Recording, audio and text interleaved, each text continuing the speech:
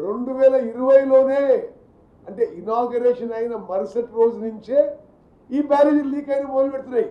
ఇప్పుడు మీరు విలేకరు చూస్తూ ఉంటే మీరు రికార్డు చూపెడతాం. ఇది ఆనాటి ఇరిగేషన్ డిపార్ట్మెంట్ ఇంజనీర్లు కాంట్రాక్టర్లకు రాయడం, కాంట్రాక్టర్లు డిపార్ట్మెంట్కి రాయడం, అప్పటి నుంచే లీకులు మొదలైనవి. అంటే వాళ్ళు ఇంకా 3 ఏళ్ళు అధికారం ఉండగానే ఆ బ్యారేజ్ను మరి పూర్తిగా లీక్ కావడం, పూర్తిగా ఫాల్ట్స్ డెవలప్ చేయడం జరిగింది. ఇప్పుడు వాళ్ళు ఏదో పెద్ద పెద్ద మాటలు మాట్లాడుతారు.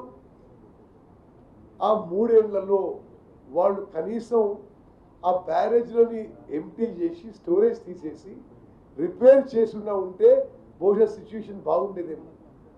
3 ఏళ్ల పాటు బ్యారేజ్ను నింపిపెట్టి ఫోటోలు తీసి రాష్ట్ర వ్యాప్తంగా ఒక ప్రొపగండా.